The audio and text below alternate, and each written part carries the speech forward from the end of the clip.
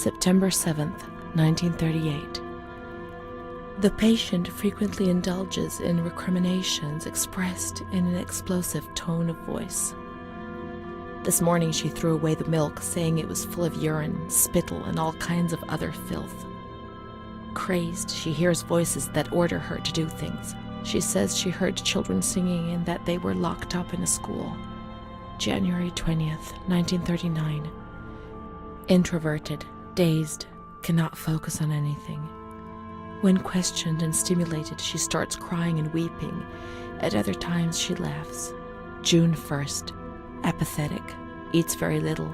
She refuses to be touched. Does not respond. Spends her time in the grounds. The cooks report that she sits on a bench in front of the kitchens. October 14th. Return of impulsive behavior. This morning she asked for 2 eggs to make zabayoni, but when she got them, she threw them up in the air. Excited, clamorous, slightly confused, takes her clothes off. December 8th. Tied to bed for 15 days. High-spirited, tends to make witty comments and use vulgar words.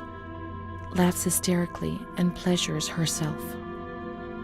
The nurses report that about 2 weeks ago she remained in the showers on her own and didn't want to leave. They said that when they took her away, she swore at them and then lashed out and bit them. 2 nurses had to be treated for their injuries. They've kept her tied to the bed since then.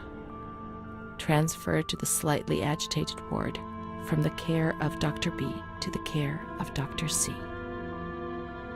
I was with Amara in the showers. My memories are terrifying. They're not real, are they?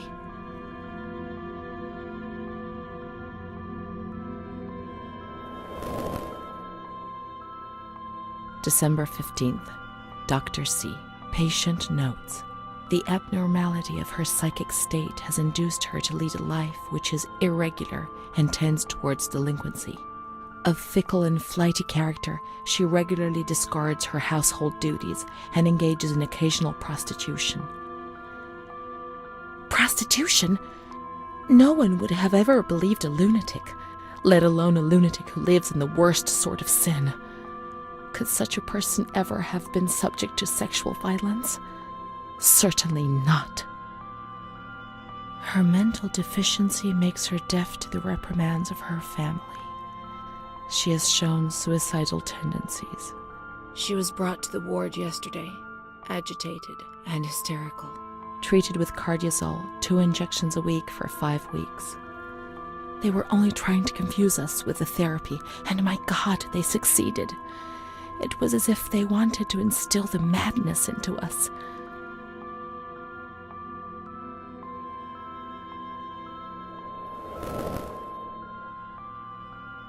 June 2nd.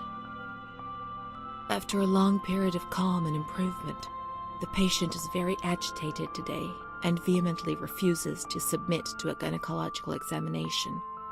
She swears and curses those helping her, flailing her arms and hitting them. According to reports by Dr. B, the patient has been subjected to periodic checkups since she had a spontaneous abortion about 2 years ago in her 3rd month of pregnancy. Conception occurred after she had sexual intercourse with a stranger who sneaked into the hospital grounds.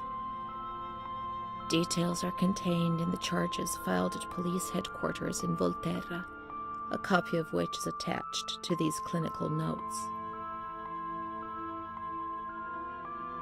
ES therapy. That's how the reality is concealed. It has all been planned very carefully.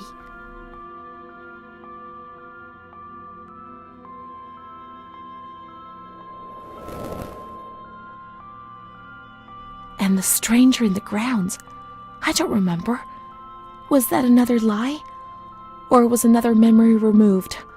God, my head.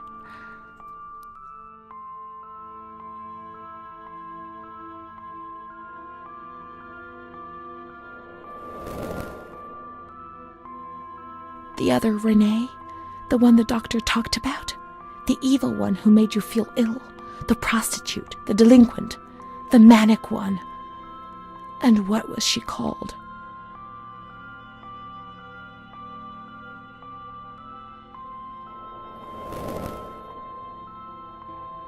June 13th. The nurses report that she descended into a state of great mental confusion after receiving her mother's letter. She threw her soup over another inmate because she was very anxious, and then punched a nurse. Impulsive, flails about her. She rails against the doctor in vulgar terms while he is examining her, lashes out and spits. Block all correspondence to give the patient no further reason to become agitated. August 20th, tied to bed. The nurses report that the patient is extremely agitated after the visit of a relative or family friend. 2 days later, she is still shouting all the time that he commands her, that she must obey and harm herself, and that she is not Charlotte. All visits forbidden, constrained to bed, and intensification of ES therapy until we achieve results. No contact with the outside. That way nobody knew what was happening within these walls.